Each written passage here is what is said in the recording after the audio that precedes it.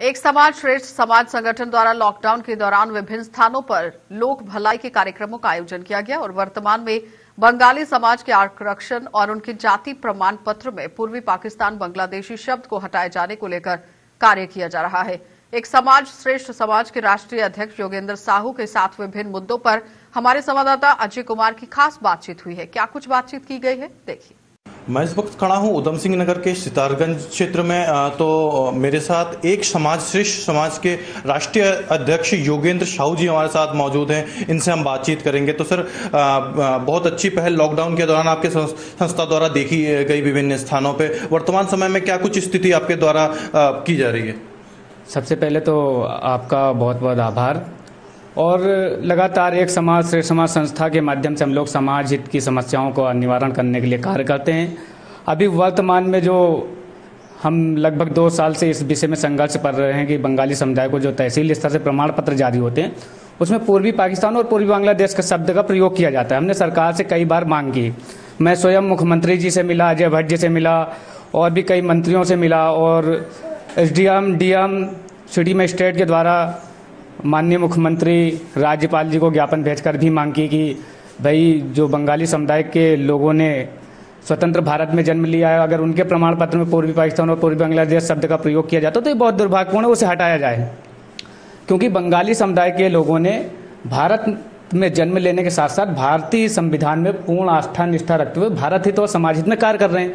अगर इस तरह से पूर्वी पाकिस्तान पूर्वी बांग्लादेश शब्द का प्रयोग किया जाता तो ये सरकार की बहुत बड़ी कायरतापूर्ण हरकत है, जिसको हम मांग कर रहे हैं कि हटाया जाए। और आजकल अभी हमारी मांग पे कोई ध्यान नहीं दिया गया सरकार की तरफ से। इस वजह से हम लोग मजबूर होकर आम जनमानस में पॉम्पलेट बांटकर जागरूक कर रहे हैं कि अपने अधिकार के लिए घर से बाहर निकलिए और सरकार को जनशक्ति के समूह के माध्यम से अपनी ताकत का एहसास कराएं कि अगर बंगाली समुदाय का इसी तरह से उत्पीड़न हुआ और पूर्वी पाकिस्तान पूर्वी बांग्लादेश शब्द को तत्काल नहीं हटाया गया तो उत्तराखंड सरकार के लिए बहुत ही घातक सिद्ध होगा।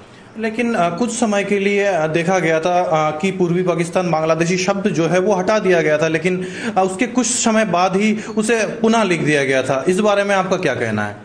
देखिए, राजनीतिक षड्यंत्र रचने के लिए कोई कुछ भी कह सकता है कि पूर्वी पाकिस्तान पूर्वी बांग्लादेश शब्द। अरे भाई, साक्षात दिखाइए ना कि आप प्रमाण पत्र में दिखाइए कहाँ पूर्वी पाकिस्तान पूर्वी बांग्लादेश शब्द का प्रयोग। केवल मीडिया में बयानबाजी, अपने आप की पब्लिसिटी कमाने के लिए ऐसे बयानबाजी किए जाते हैं जो बहुत ही दुर्भाग्यपूर्ण है। सिर्फ बयानबाजी और राजनीति करने के लिए बंगाली समुदाय के साथ राजनीति की जा रही है। इस पर मुझे लगता है कि ये बहुत दुर्भाग्यपूर्ण विषय है और सभी लोगों को एकजुट होकर इस पे एक मत से ये कहना होगा कि पूर्वी पाकिस्तान पूर्वी बांग्लादेश शब्द को तत्काल हटाना होगा, नहीं सरकार के लिए बहुत ही घातक सिद्ध होगा।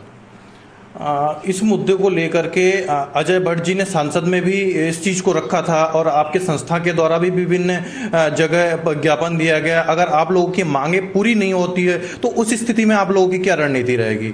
देखिए, हमने पहले भी बताया आपको कि हम जन जागरूकता अभियान चला रहे हैं। जन समूह की शक्ति से हम सड़क से लेकर संसद तक कूच करने की क्षमता रखते हैं।